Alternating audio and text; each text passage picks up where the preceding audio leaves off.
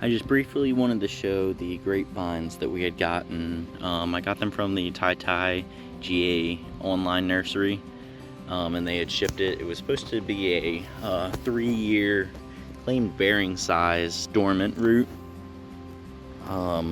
which it's just seems to be essentially just the twig, and I guess it'll start taking off. We had done 2 of them, but I guess it'll start taking off during the spring.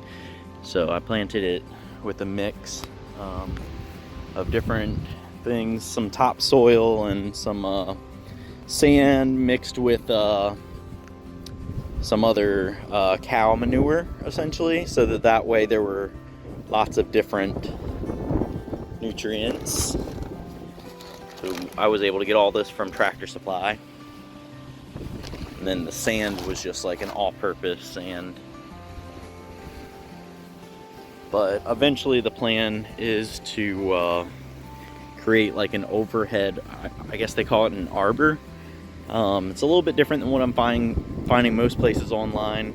It's the type that has, sorry, there's a storm rolling in.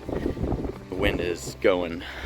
So basically in these corners over here, we're gonna have posts, and then it'll come up, and then all the outside will be like framed in a square, and then we'll have essentially like either pieces of wood or poles that run across the top, that once this vine grows up, these bamboo sticks, I'll then have it essentially go along the pipes and stuff on the top, and it'll hopefully hang down with the fruit, so that way we'll be able to walk underneath it and just kind of grab up from on top of us.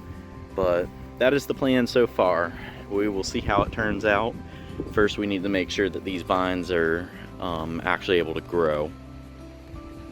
And this is the bed where we're going to have our cantaloupe. You can see the 2 different mounds, one right there and one right here. And then we have our corn rows, which are over here.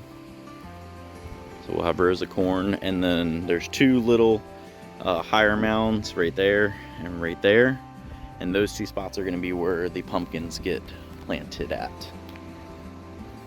And then I think that's just about it. So this is our garden for this year. And just to fast forward a bit, this is actually a month later. This is the process of us planting the corn and the pumpkin seeds. This is actually the first time that we've used this weed barrier. You can see there that we're using the Silver Queen corn.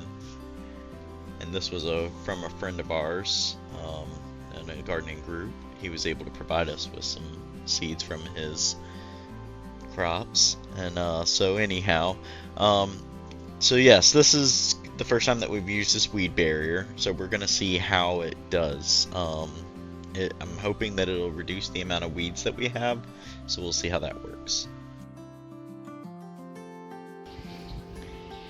And another change we made to the garden was we brought our herb bed up closer to the house. There were a lot of times where I would be going out after dark because we eat dinner late, and I needed some fresh herbs. So with it being further back in the yard, we decided to move it closer to the house, so it was a little bit easier to access.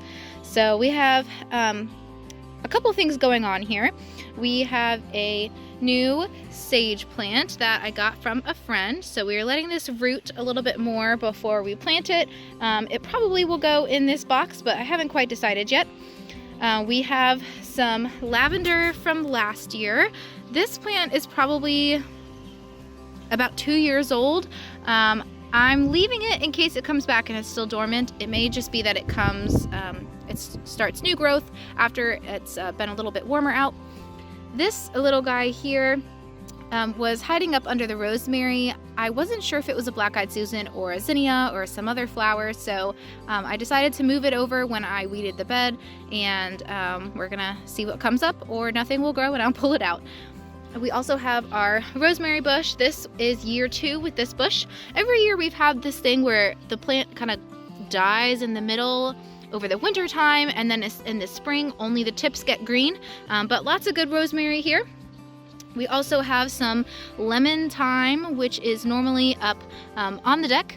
And then we also have some oregano, which is also normally up on the deck. We also have some mint on the deck as well. Just a tip for mint, make sure you grow it in a box and not in the ground because it will take over everything. And lastly, we also have some blueberry bushes up close to the house. We've got some nice flowers on them already, so things are coming along really nicely. The bees are loving these. And then we also have another variety here as well. I think this one's a little bit prettier, but they gave us tons of blueberries last year, so we are looking forward to them again this year. And the last thing that we planted in our garden, it's not really part of the garden specifically, but every year we plant sunflowers along our fence here. It's about 3 15-foot sections, and since we have a shared driveway, it just kind of provides like a nice bit of pretty flowers, you know, that grow up.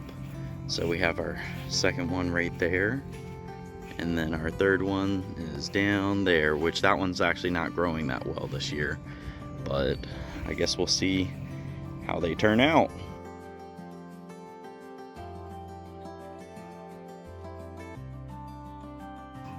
Girls. Hi. Thanks for watching, and until next time, stay healthy from the Walker Family Farm.